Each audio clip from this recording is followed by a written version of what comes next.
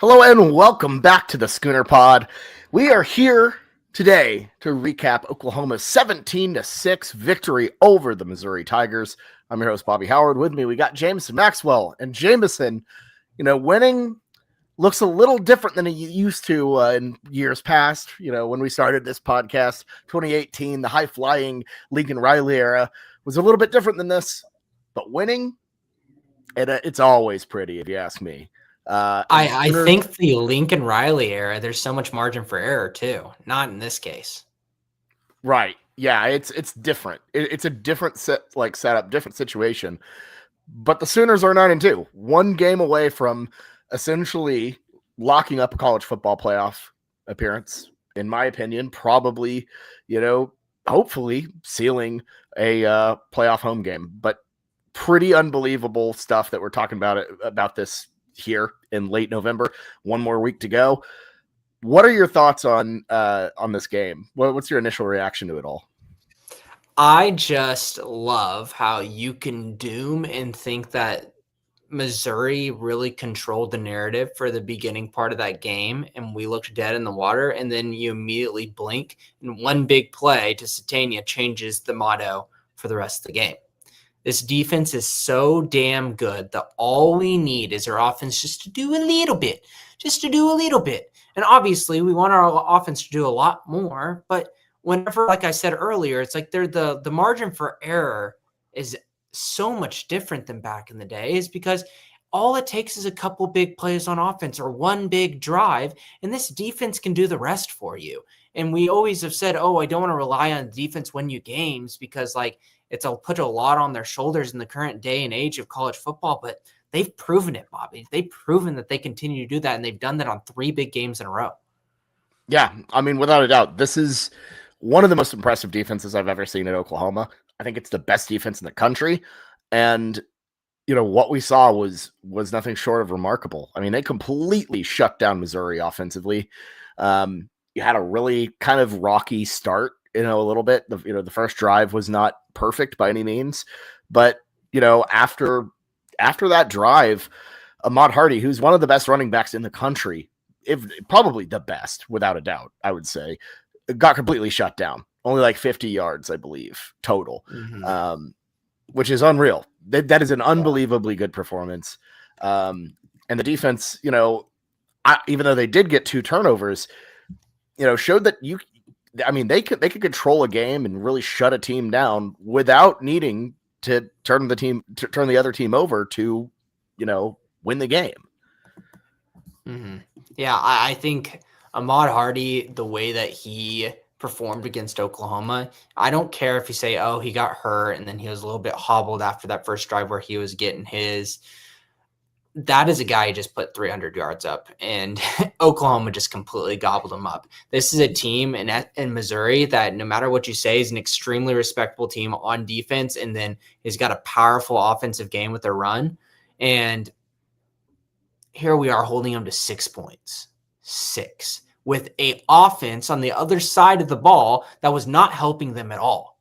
You know how hard it is to, whenever you OU's offense that they put out and the kind of the drives they were putting out at the beginning of the game, and still a team on the other side of the football only had 6 points. That is just even compounding more of how special this team is. Yeah, I mean, it's astonishing. Keeping them out of the end zone, all that, it's a special unit, special team without a doubt.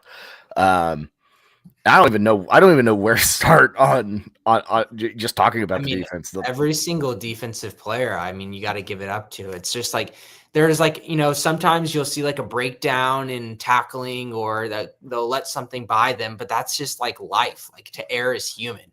And for the most part, everything is short up and it's confusing, and it's you're getting a couple yards and getting them Missouri in awkward 3rd down positions. Is it 3rd and long or is it 3rd and short? I feel good every single time that defense comes up to the ball. I think you got to really give a lot to guys like Owen Heineke. I think that he was flying into the backfield, creating a lot of havoc. That guy, ever since he's taken more on his shoulders on this team, has really changed what this defense can do. He does have a lot of hiccups, which I do notice, but at the same time, with how good this defensive line is, to have a guy, a linebacker with his hair on fire that could absolutely blow up a play at any moment, Like, he's been such an MVP that we really need to give more flowers to. Yeah, I think you got. I know he can overcommit sometimes, and be a little too aggressive at times. I want the aggression. If that's the trade off, if he whiffs on a tackle sometimes, I don't care. Give me the aggression every single time. I like what you got from him. He is just he's a game changer. He's excellent. Mm-hmm. Incredibly happy for him. Yeah, I another guy I want to give like even more flowers to is Jacoby Johnson. That interception was stellar. The way he turned right to the ball, caught it, and the one DPI that he got, which was absolute baloney, which the refs could not understand what a freaking pass interference was that whole game. Like It was honestly, bad. good for him. That's a guy that's like he's obviously been through the ringer. A guy that got put on offense last year, and the coaches really have disrespected him in his game and his development. And we always knew he had something in him. And having him as like a CB4 that you can put in these situations has been beautiful. Like he can make big plays like that. Whenever you have that good of an athlete, he's eventually going to make a big play like this. Oh yeah, no, I mean he was excellent, and I think it just shows how deep this team is across the board. That you can have a guy who hasn't seen a lot of burn perform like that. I mean, it's incredible, and I think the depth will be tested a little bit more. Next week. With Reggie Powers out, presumably for the first half, pending, I don't know if that's going to get reversed. He did launch, but I mean, he launched with his hands out, but like still. Yeah, it was tough. It was tough to tell in stadium because the only angles, didn't look bad, but and obviously the OU fans got a little roasted by the announcers apparently, but from what I could see in stadium, it really didn't look awful, but apparently is pretty straightforward targeting. Yeah, because he jumped up because obviously it was a tipped ball. He jumped up to create to push over the defender because you can do anything whenever it's tipped. He had to exert enough force for him to knock over this wide receiver, and so unfortunately he just led with his head and just was not malicious in the slightest, but was the definition of what a targeting is. I don't see any kind of scenario where that he's playing. But I mean, you talk about depth in this team. Like, yes, is it scary going against LSU whenever you don't have a Reggie Powers? And then RSJ did go down in this game. I'll be curious to see what RSJ's health is throughout this week and what he looks like. But then you're going to put a lot on guys like, Michael Boganowski, who had a really good game this game too, had one of those stereotypical come right down and hit a guy right in the waistline and stop the momentum of a ball carrier. Like that's what he does. And I think we've already seen from this season that most people, if you're down to safeties, you'd be in a big, bad, deep water. But like, even if you put O'Marion Robinson in there, I would be kind of excited with him too. Like as a young guy, he's looked pretty good. So like him, Jaden Hardy, I'm fine with those guys getting more run as well. And it's just one half. And I think too, yeah. And I mean, it's one of those things that, at this point, you can put anyone in there and they'll find a way to make it work. I'm astonished with how good the depth has been across the board. I struggle to find a single guy who I'm like, oh, damn it, this guy messed up again, on defense. You know what I mean? Every team I feel like I've ever seen with OU, there's always somebody who could get picked on or, isn't quite up to snuff. I don't think this defense really has anyone, even like reserve wise, that you're just like, oh man, not again. The offenses wanted it to be Cortland Guillory this year. They really did. And a lot of like the game planning of how they kept throwing to him. And I think that he's proven that, no, I'm not that dude. You can try to keep doing that, but I'm not that dude. Yeah, he's going to get some defensive pass interference. He's still working out some of the footwork and the logistics of being an outside cornerback in college football. But like, you're right, Bobby. I think that often our offenses are struggling to find someone to pick on. And whenever it gets down to serious football, the scouting departments a lot of the times win you these games at the end of the season. And you're probably looking at this defense. And you're like, what the heck am I going to do? Mm-hmm. Yeah, because I feel like it puts you in impossible positions. And even though you can put up a lot of yards, I feel like the way the game flow works is you can pick up some big chunk plays from time to time, but you're rarely going to get an explosive.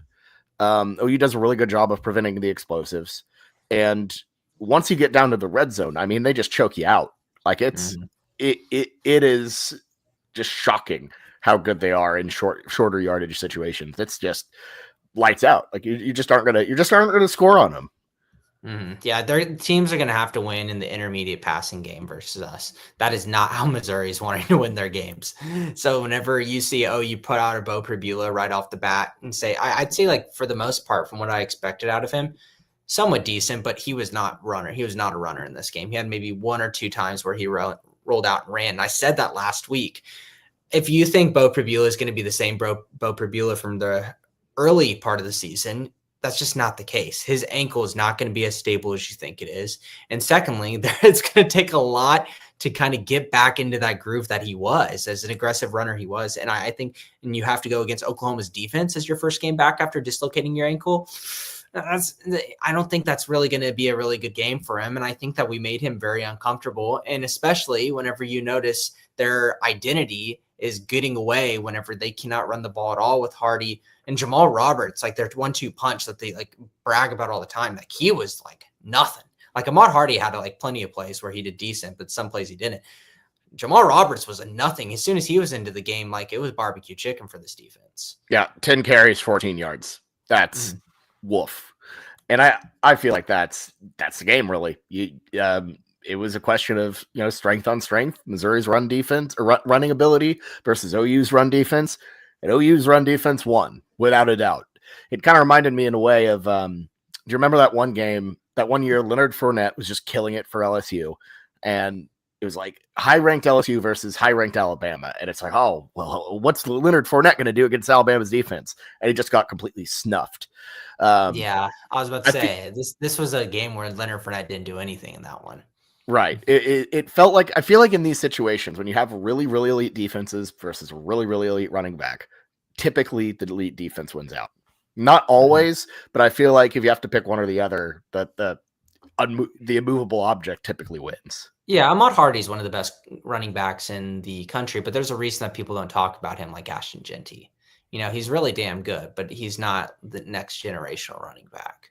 So still give him a lot of props, but at the same time, going against this Oklahoma defense, like we've proven that I don't think there's anyone in the same conversation of us as defenses. Like right now, Bobby, at the beginning of the season, we were already having this conversation of who's the best defense in the country. And we're like, I think it's Oklahoma. Who would be the other people? Miami was a conversation. I don't think Miami's in that conversation anymore.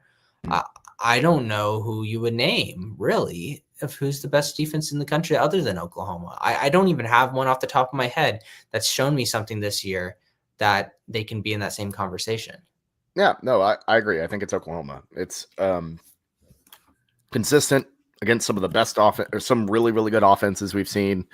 And yeah, I think you have to put OU number one on that pedestal, which especially after that Alabama game.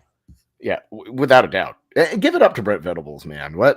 His tenure at OU hasn't been perfect by any means, and there's still a lot of work to go overall in getting the program to a level where I think we can feel like we can win a national championship.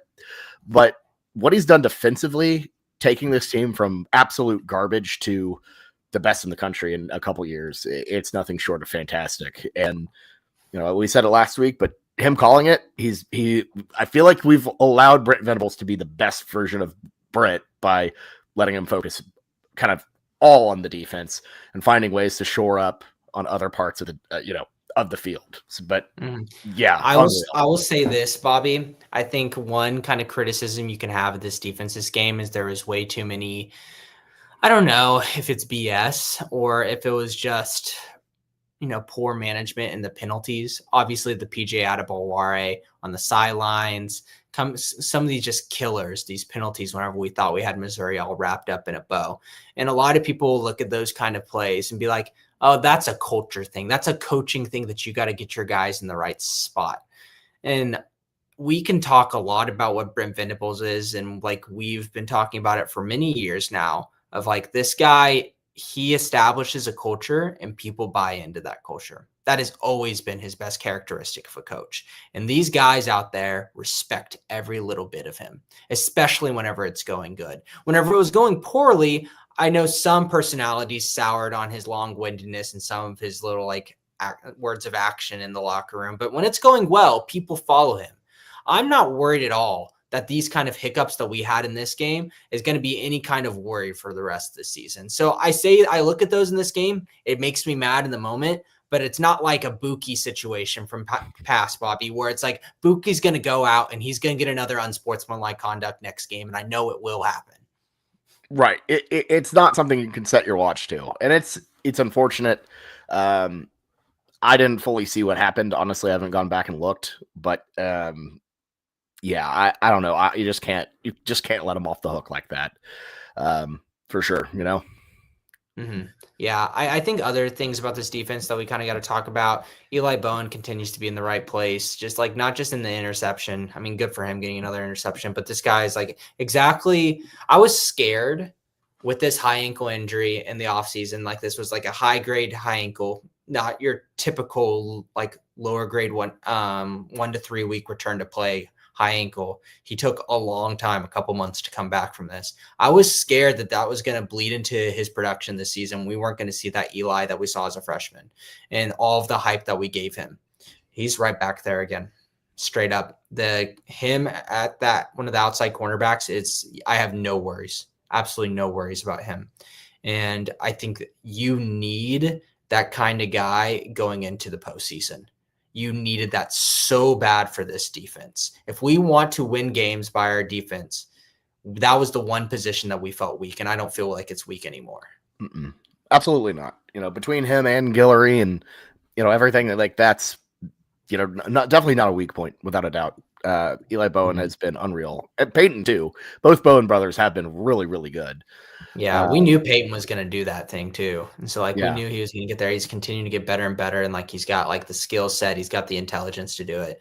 And Eli just put himself right back into position to succeed. And here he is. And like, it's at the point where a lot of the times with these defensive guys, you see a bunch of rotation, you see a bunch of different players. Eli's playing almost every single snap, and Cortland's playing almost every single snap. Out of the 77 snaps, they played 57 and 58 respectively. Like, we are not rotating guys in like we've done in the past. Yeah, that's a heavy load right there. That is, yeah, damn. And that shows the respect because, you know, Brent's a type of guy. He's like, I want people out there. I want people fresh. I want to keep on making rotations. And I understand the cornerbacks and the safeties really aren't his game. Like, he's more of like a front seven kind of guy, linebacker kind of guy. But I think that if Brent wanted to, he could rotate guys through, but he's seen what we've seen from our CB1 and CB2. And it's like, there's no need. They're continuing to go out there and making great plays. Why would you need to rotate them out? Exactly. And not only that, but, you know, why would you rotate them out? You know, you don't know who's back there, but, you know, they're guys you have to have out there. You know, that is how good they're playing. You can't get away with having them sit a couple snaps. It just, you know, and I think the backups, like Devon Jordan's been like decent in some spots this year, but I think if Gentry was out there, you'd see a little bit of a difference because I think Gentry had a really good start to the season, and obviously his shoulders are like glass. We knew it was only a matter of time before he was going to go out. But I mean, it's a strength. Like if we went back, Bobby, to our little tier rankings things, we put every position group out there. Cornerback room, I think it's like a B+, and that's really, really stellar for what I was worried this room could have been. Yeah, no, for sure. And, you know, at the start of the year, I don't think we were optimistic about Guillory, and, you know, Bowen's injury was a big question mark, but overall, I don't think we could have seen just how good Guillory would be and just how good Bowen would be after the injury. It's been really remarkable. Without a doubt. I agree. Yeah, I'm really proud of this defense. And like Kendall Daniels has been awesome too. Like he's all over the place. And I think him as a defensive back and coverage, I think played really well this game as well. And I think that was a thing that him and his ability to finish the tackling, so his coverage and tackling was one thing that we were going to worry about. You know, the tackling's still a couple of moments here and there, but I think his coverage has been really damn good to the point where it's like we don't even miss Kendall Dolby anymore, right? Like it's like we don't even think about that. That was a huge conversation in the offseason. And we watched this whole game, and I'm like, oh, Kendall Daniels got it. Like that's what it is right now. November 23rd, it's a completely different mantra. Yeah, I mean, we talked about how Kendall Daniels would be like kind of the perfect cheetah just with his blend of size, speed, ability to cover. And he really has lived up to the billing, I think, without a doubt. And I will say I'm gonna miss him. I think it's kind of sad we only got 1 year with him, but that's just kind of the thing with the portal. When you hit on a guy, you know it's just for a little bit and you go with it. But I also gotta say the pest control eye black, sick as hell. That was cool as hell. Yeah, I really like that too. Yeah, I think that it comes down to with this game, the defense, everyone did so well, and we could analyze it to a crisp. But the fact of the matter is there's really not much to say whenever teams do this so well. We do our Thunder podcast, Bobby. I think it's turning into a thing where we don't talk about Shai Gilgeous-Alexander a lot on our podcast because it's just that's what he does, in and out. And this defense is turning into a thing where it's boring to talk about them because you know what we get out of them. It's special, and they win us football games. Yeah, absolutely. They're good as hell. They're really, really good. Like you said, a little boring, but I mean, it gets the damn job done. That's what matters. Now let's get the Sooner fans boil and blood. Talk about some Oklahoma offense. Oh my goodness, yeah. Not the world's best offensive showing for sure. They looked floundering at the start, to say the least. Up until the Isaiah Statania, 84-yard touchdown, it was a poor showing across the board. Mm-hmm. Just not great. Obviously, you got Xavier Robinson banged up with the knee sprain. Still went out there and played. Loved the toughness. Was not fantastic in this one. Not exactly a game breaker. And then offensively, just through the air, just not great. Not a lot of accuracy from Mateer. Just not some phenomenal play, but they got the job done. Yeah, they just did a little bit. They did a little bit, and that's all they needed to. They are overall on a spectrum. They are a little bit more on the positive side than the negative side, and that's all they needed to be. And so Oklahoma fans, they aren't happy unless the offense is on the spectrum of like a 1 out of 10, probably like an 8 or plus. Now, we've been hitting a lot of 5s and 6s recently, Bobby, but 5s and 6s are winning us football games, so we'll take it. Yeah, if you get to an 8, you're the best team in the country with how good that defense is. And I can understand it. OU fans have watched their team play a certain way for, essentially 20 some odd years of, that high level offense, but that's just not who they are right now. It's what obviously what we want to be. We all want the offense to be better. It needs to be better if we want to win a national championship. But overall, it got the job done. And I think you got to give credit to them for being tough as nails and finding a way to get things done, making plays happen. Because again, this is a tough. Missouri's defense is really tough. They're really good. That's a damn good defense. We need to put more respect on Missouri's defense, which I don't think a lot of people have been. No. And Mizzou, like, I know we obviously talk about, talk crap on them just because it's fun, but, Drinkowitz has built a really good program there. That is a program that has a lot of really good players, has built a really solid defense, and, they aren't scrubs by any means. This isn't like Auburn or someone like that, Kentucky. That's a really solid SEC team. Now they're not going to win. They're not at the level of like winning the conference, challenging for anything like that. That's not where they are right now, especially not this year. But what they are is tough. That is a tough team to beat. That is a good team. So. Yeah, I completely agree.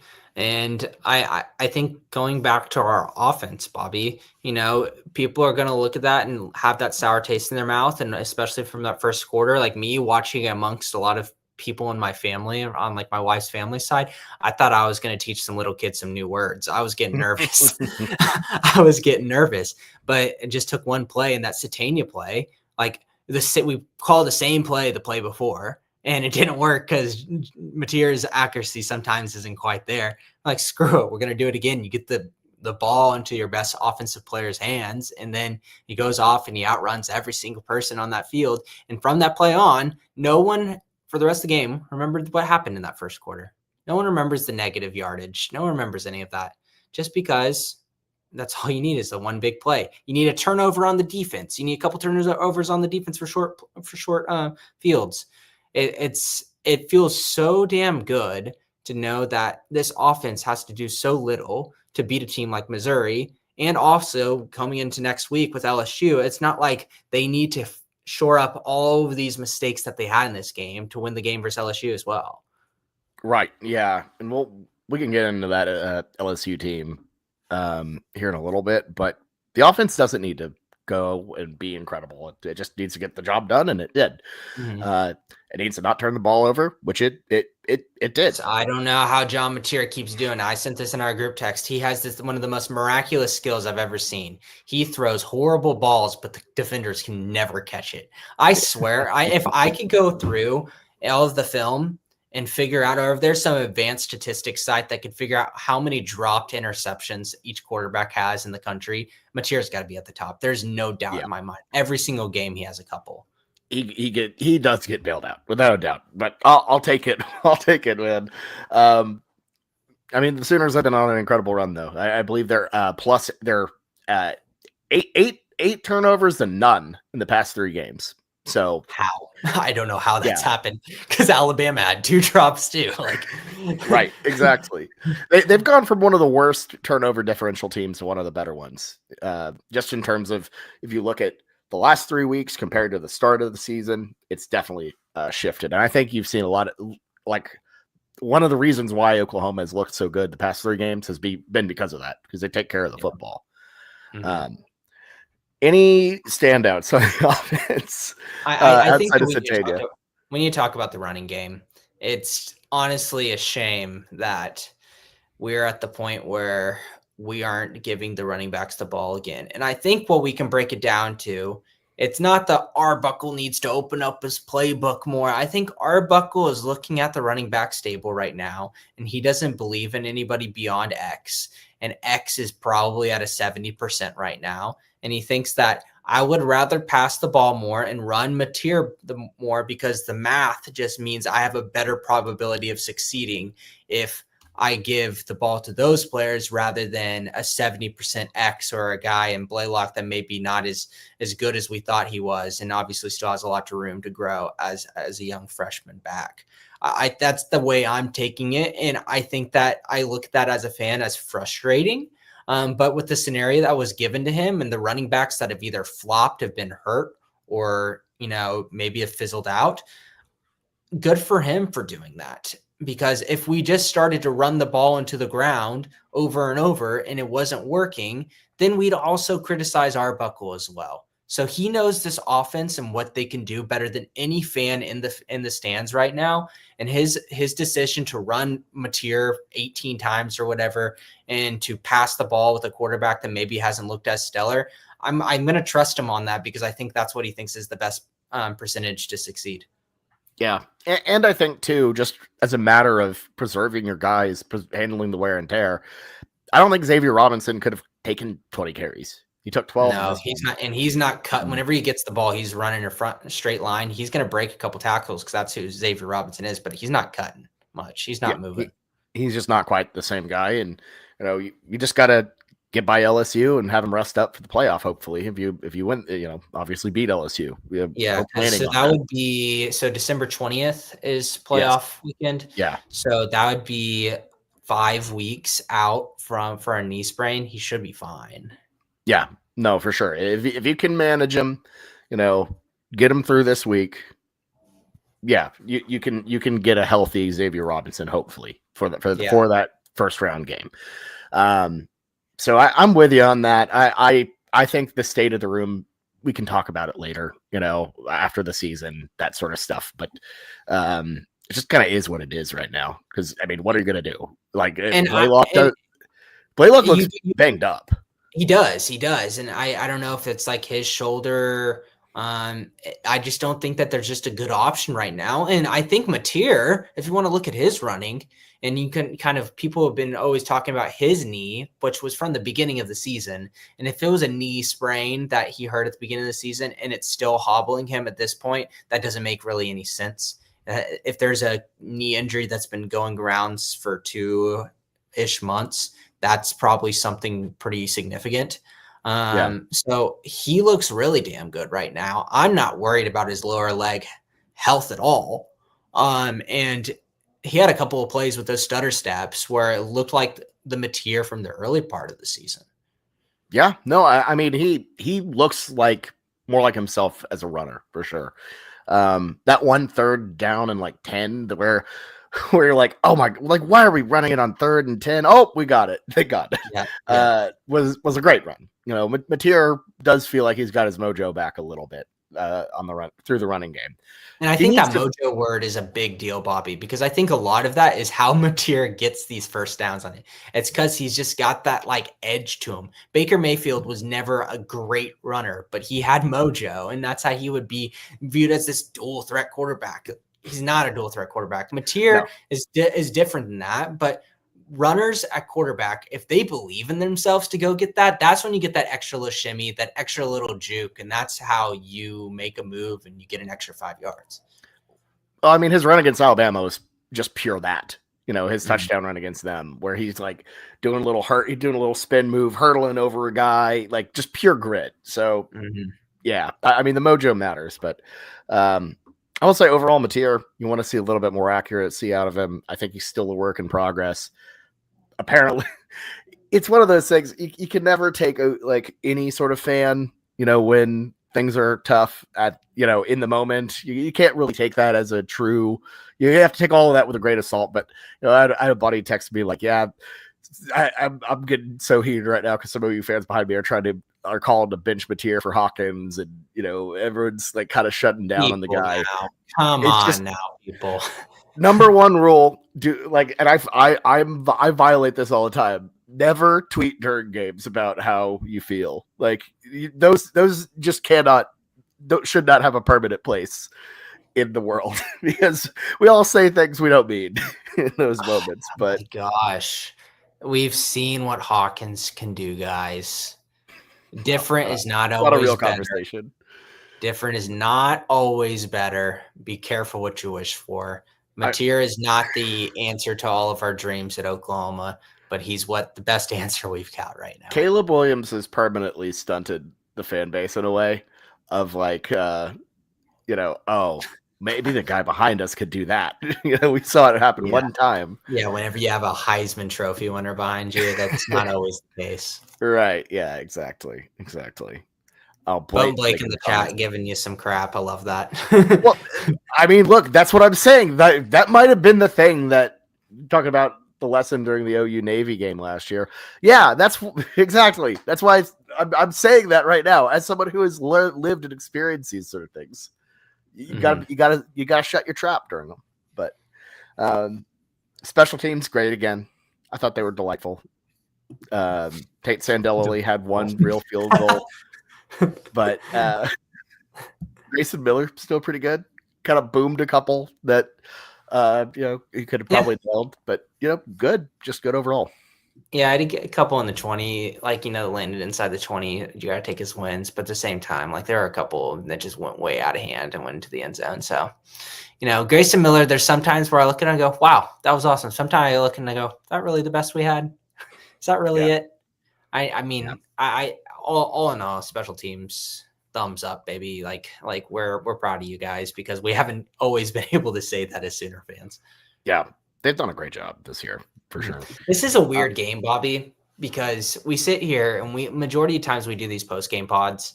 We feel like we can talk about this for an hour plus, and then we like cut it off just because we want to talk about the next game. This game, there's not much to talk about. It's a lot of the same what we've seen. And like I said, a defense that we already know is great, and it's not fun to talk about an already great defense because what else are you going to say? They're amazing and say that for 20 minutes. Like, good for OU. I'm glad we won again. I'm glad we don't have this conversation that we have to say they put themselves in a position to succeed and then we choked it versus a team like Missouri. That could have been really damn bad. And now it's going to be a really, really fun game in LSU. Like that, it's like the home game versus LSU, the energy in that stadium. I know we're not going against an opponent like maybe last year's Tennessee or this year's Michigan, kind of like, you know, that kind of feeling where like there's a lot leading up to that game. I don't care about the level of opponent you're going to see on the field at LSU. I'm hoping that stadium is rocking and pumped because that is a win and you're in. And that's how we should view it. We should not view it as we're playing against an LSU team that we're going to be like, what? Like, is it, well, we're a touchdown favorite, I'm guessing? I haven't checked this. 10.5. Oh my God.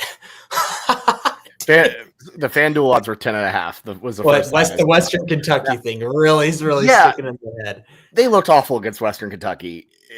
But that being said, you got to flush all that out. This is a team that is, this is a team that, you know, they have some guys on them, still. There's still talent on that LSU roster, and you cannot overlook them without a doubt. And look, any OU fan who's been around for a while knows that LSU has kind of been a boogeyman team. They've some really, really good LSU teams, and I guess one kind of mediocre one last year, have really messed OU up. And I feel like LSU in all sports has kind of messed OU up. So you can't take them lightly. You gotta go in and punch them in the mouth, and I think OU will. I feel like this is a team that's laser focused and it's tough as nails. And like I said, you win one and you get one more. One more for one more. So you got to go all out. You got to figure it out. And in Norman, I like the vibe. You got 2:30. Would have liked a night game, but. I think Sooner Nation will bring it. I think the crowd will bring it. I still think 2:30 games are wonderful. I still think that it's a wonderful time slot, and I think that's going to give just enough of rest, enough juice before the game, and a very fun environment after the game if things go well. So I am all for it. Well, yeah, and getting that done, essentially wrapping up a playoff spot. I mean, no, like if you win, you wrap it up. But then probably wrapping up or hopefully wrapping up or feeling like you have a really good chance at hosting, like that would be incredible. So we'll see how it goes. I'm interested. It's going to be an interesting game. You got Bauer Sharp returning. So that's not what I was thinking, but I'm glad you brought that up. Oh, God. Yeah, Bauer, the return of Bauer Sharp. So there you go. That'll be interesting. I think it'll be a fun game, though. The weather should be a bit, from what I understand, should be like a cold, rainy slop fest, which benefits the defense, but probably doesn't benefit the spectators. I don't care, man. I'm excited. This is gonna be a fun one. Seriously, I'm pulling up the weather report right now. Yeah. Oh my God, you're not lying. No. Tickets are going to be cheap, so y'all better get there. Yeah, I could see them plummeting, but like day of the Ole Miss one's plummeted, which is annoying. But I think it'll be a great game, great environment. I will say about the environment at the Missouri game. So, what did you think about the fourth quarter song? You're breaking out "Many Men" by 50 Cent. I think it got people riled up. I think really what it comes down to is people have been looking for a fourth quarter song to get behind, and we haven't really found it yet. And you could see the joy in the players whenever that came on. That's all I need to see. I think the fans will buy into anything that the players will enjoy, and so I'm all in. Yeah, I think it was incredible. The video before it too, like that they put on, with just all the the haters down, all the clips from random podcasts. It was damn good, and just really it's gonna be a lot for that team to keep on making videos. Well, yeah, I mean, you need more people, you need more haters. You can't just keep using the old one, but I will say I kind of feel like it works perfect for this team, this version of a team. Like once everything's said and done, when you write the book on the 2025 Sooners, if you gave them a nickname, you'd call them the hard to kill Sooners, without a doubt. That is. They've become that mantra. They've become that gritty, tough vibe. Like they live by that, and you can see in how they play. You can see in how they embraced the mini men thing. Apparently, they play it in the in the locker room a bunch. And if you can do something to hype up the team, whether it's the fans providing that hype or the song and all of that, let it work. It like that works. As a song, it probably doesn't work the best. Because you have who cares about the song? It doesn't matter. It works significantly better than everything else we've done so far. So I'm cool with it for the time being. But I want Friends in Low Places back. Friends in low. He's an OSU guy, Jameson. He can't do friends in low places. I do love that song, but can't. But Garth Barth is, yeah. I don't know. Yeah, we've tried a lot. Good for them, but yeah, it's just nothing's really set. So yeah, they're doing their best. They're doing their best. But all right, what else we got? Missouri didn't bring their band, which makes no sense. I know that 6 hours away. That is a real way to piss Bobby off. It's an ultimate sign of disrespect if you're a big team. If you don't bring your band, it's just pathetic. But the fact that like I can understand it somewhat, like Michigan pisses me off, but you're far away. Like you're a long way away from home. That's a tough trip to make. I kind of get that. Like you can at least explain to me why Michigan didn't bring their band. Missouri's 6 hours away. And not only that, you can't give me the ticket allotment excuse because Missouri didn't even pack out their own ticket allotment. Like the Missouri did not roll out to this game, despite being a pretty damn good team and not very far from Columbia, which is baffling because I feel like they're not very close to any other SEC teams. It's just it confirms so much you feel about this Missouri program that they are not on the same tier as others in the SEC. And it just the fan base just didn't. I don't know. The fan base and the administration, or whatever that was it was giving me Big 12 vibes, to say the least. So yes, offense to the Missouri fan base. That's just embarrassing, and it was almost expected. Yeah, it's not good, especially after how much crap they talk about how Missouri we're the new thing in college football. OU's the past. You're all history. Blah blah blah blah blah. No, yeah, like y'all. You can say anything you want on the internet, but you got to show it. Yeah. That's literally the name of their state. They're the show me state. They ain't showing me anything. Mm-mm. They didn't show up. It's a joke. Honestly, like seriously, I'm not going to sit here and get riled up about it because I just knew that was going to happen. it's just Missouri, man. They don't make me lose too much sleep. Yeah, they didn't hype me up to play them. It just felt like an old Big 12 game. It's fine, so whatever, man. All right, I think that's pretty much all we have for this week. Anything else we want to say about LSU before we move on? I think like a couple of things moving into this game just to talk about their players. Obviously, it's a complete shift. This team is looking forward rather than backwards. And I mean, good for LSU right now. I think that moving on from Nussmeier might not be in the short term the best move, but I think in the long term, good for them to see what they have from Michael Van Buren. He's shown some good things. He showed some more mid things. I think for the majority of it, he's just shown some mid things, which for LSU, that might be a breath of fresh air whenever you saw a lot of bad from Nussmeier. So good for them for going out. And I think a big thing that I'm really impressed with, and I'm curious to see how he'll play versus us, is their freshman running back, Harlan Berry. Like they've started to put a lot of stock into him rather than obviously Caden Durham, who's been in and out and obviously hurt this year. And I think Harlan Berry was like a guy that they were very excited to get, obviously coming from Louisiana, true freshman. That's a guy that you really want to succeed whenever you're an LSU team that's kind of in turmoil for this season that they've gotten behind and they're really excited about. So I think that if you're looking at one offensive player who's going to be like, hey, that guy could break us. I understand what we do versus running backs at Oklahoma, but I think Harlan Berry's got some jiggle in his game, and I think he's a lot of fun to watch. Yeah, and I know there's some weapons. I think Van Buren, has a little sauce to him. Why not? And like you said, Berry is showing up in a position that LSU has struggled in all season long. They have not run the ball well at all. So getting a little bit from them is nice. That being said, they struggled to score on Western Kentucky at home on senior night. I feel like this OU defense has a really, really strong advantage against the LSU offense. Oh yeah. It's like with Missouri, leading up to it, I feel like it was almost similar. It was like a quarterback that can do a little bit, but I'm not too concerned about. But then it was like their running back could really break open this game.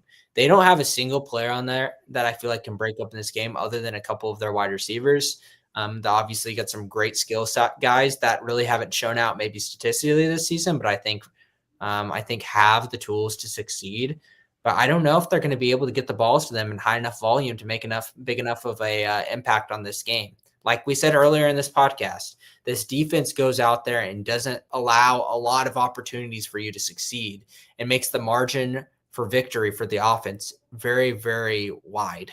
And I think it's going to be the same scenario out there. You're going to see a lot of bad from the Oklahoma offense, and you're going to get frustrated with it. But it's only going to take a couple of plays or a drive or so to really completely change the narrative of this game. Yep. And I feel like LSU's defense with Blake Baker is a pretty solid, unit. We're going to have trouble with them. Yeah, it'll give OU's offense fits. They will not have an easy time. So you're going to have to take advantage of your opportunities when you get them. Mm-hmm. Yeah, and it's like you're going to see a lot of guys out there that some of their last games playing college football. This is an LSU team that I would not anticipate the majority of their good players that could get drafted and should get drafted will be playing in the postseason. This might be a lot of their last games in college football. And you don't want that from guys like, like the Weeks and oh my God, I'm completely blanking on what's the freaking linebacker that was really good. That should have went into the draft a year ago, but it came back. Oh, Harold Perkins. Harold Perkins, Perkins could leave too. Like the way that LSU looks right now, I wouldn't be surprised at all if he either transfers or stays. So you're going to look at this team a lot and say this might be their last time in the purple and gold. And there's going to be a lot of people with strong work ethic that are going to put out their best performance. For sure. It's I don't want to call it a proper dead cat game, but it's certainly a situation where, you're 7-4, you're going to a bowl game, but you can try to end things on a high note, and winning in Norman would absolutely, that would absolutely change the vibe in Baton Rouge if you can get a massive win like that. So. Mm-hmm. Yeah. I'm excited for this game a lot. Obviously, this is my first home game of the year, so I'm pumped. And I'm just excited to see the environment. I'm hoping that the crowd's going to get crazy and really put a lot of urgency into this game because I don't think we've had games feel like this probably ever, I guess the only similar feelings would be games to get you a berth into the Big 12 championship. But there's never been a game like this before because obviously college football has changed to get us a playoff game. This win and you're in the playoffs at home during the regular season. All of these games that we've had have been in the postseason. Yeah, it would have to be something like 2015 Bedlam, maybe, Yeah. But that still leaves some stuff up for questioning. Because at that point, they didn't have the championship game, so it would really only be 15 Bedlam. Yeah, that's true. That's a good point. But even then, yeah, not at home. But 2015 Bedlam still feels a little bit different, than this game as well. It does. It feels like it should have that level of urgency that Texas Tech 08 and some of those just massive Nebraska in 2001, but even then, in 2000, but even then, that it's different. It's just different, So I'm with you. Massive game, and I think too, there's an element of, if you win, you don't just get another game, you get another game in Norman, maybe that aspect. Yeah, the aspect of wrapping up the tailgate and being like, oh man, we might be back here in a couple weeks. Yeah, that's pretty. That is exciting to me. Mm-hmm. So yeah, this is going to be a fun game. I'm excited to see you. Yeah. Absolutely, I'm pumped too. What's your first thing back in Oklahoma? What are you going out and getting food wise? Just bar wise. We've actually Oklahoma in general, whatever. So driving into Oklahoma, because we're going to be driving in Wednesday morning. Leave around 9:00. That gets in about noon. That's Brahms cheeseburger time, baby. We're getting Brahms as soon as we come in. Oh my gosh, incredible! I love it. Yeah, we already planned it out too. So that was that was a softball question for me.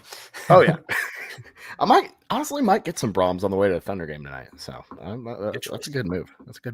That feels like a good choice.